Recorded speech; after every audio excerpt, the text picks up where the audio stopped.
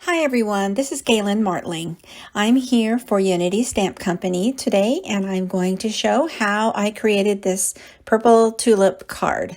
I am using glitter glitz gel by Gina Designs along with some ink blending for the tulips. I'm using from Unity the stencil. It's called Layered Tulip Stencil and it's wonderful. It has 3 different sections of stenciling that works together. I'm also using the kit called Hello Sweetheart Bouquet for the sentiment. So I pre-die cut layers for the base and the top layers. I'm using Pink Brush Studios slim dies, and I'm also going to use some accent pieces from My Creative Time for the little bow dies.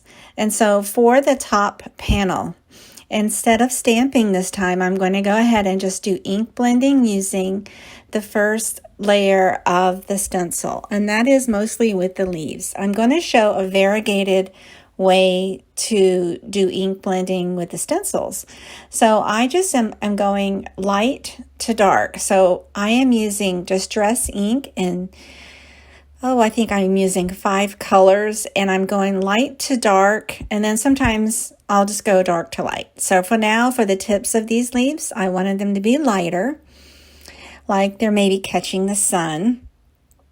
And I blend with a blending brush those top areas. Then I decided to come in with the darker color of green towards the bottom of each of those petals.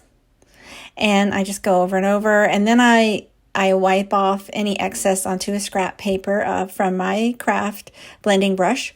And then I go in with a medium color of green in between and blend it into that light and the dark color. I blend this medium green in there.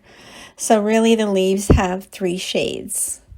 They are going to be listed here on the video and on my blog, but all of the pads are called the Distress Ink pads: Dusty Concord, Milled Lavender, Bundled Sage, Pine Needles, and Shabby Shutters are the colors. And so after that, I just peel it away, and you can see there the variegated look of color without using any markers, just stenciling and ink blending. So that is, that's the background, that's the leaves. And now for the second pass, I'm going to go ahead and tape down.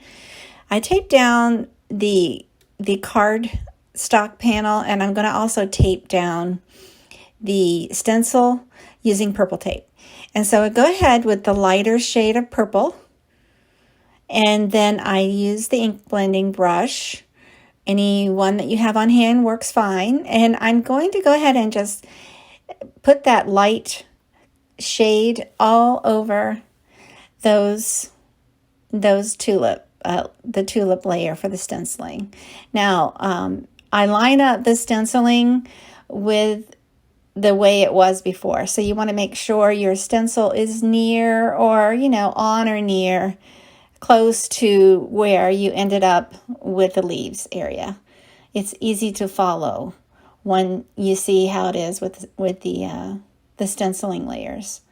So now I go in towards the bottom of each petal and add a darker shade of purple. I don't want to cover the whole thing solid. I just am going for a variegated look for the leaves and for the tulip buds. And so I do this, and you could stop there. It looks just beautiful, just stopping right there. But you see how pretty it is. It's so pretty. I went ahead and decided I wanted it to sparkle a little, and so for that third layer of tulips, I'm going to add some Gina Designs Glitz Glitter Gel. And I think the color is Wild Lilac, and this is by Thermoweb. And so I use a spatula, and I make sure that's all stirred up and blended nicely. And I take a little bit, and I start from the top and work downward, just using that spatula to get into all of those small little layers of that stencil. And then it just will transfer right onto that card front there. And then you want to make sure you clean off your spatula and your stencil and all your tools once you've finished with placing this on. just so that it won't be permanent on your tools and on your stencil. So I went ahead and did that, and I'm going to set this aside to dry. Once it's dry, you see it sparkles and shines so pretty just on that top layer. And I am going to add double-sided tape to the purple panel.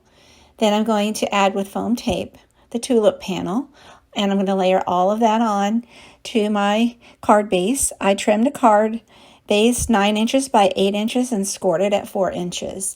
Now my Creative Time has these darling little bows, and I added a bow that I die cut and layered up along with a trimmed sentiment from the sentiment kit to finish the card. It's so pretty. It's not real hard to do either. It's just fun doing it. It's very relaxing also, and it shows so pretty. I hope you take a moment to subscribe to my channel, like and share. Thanks so much for watching, and you have a great day.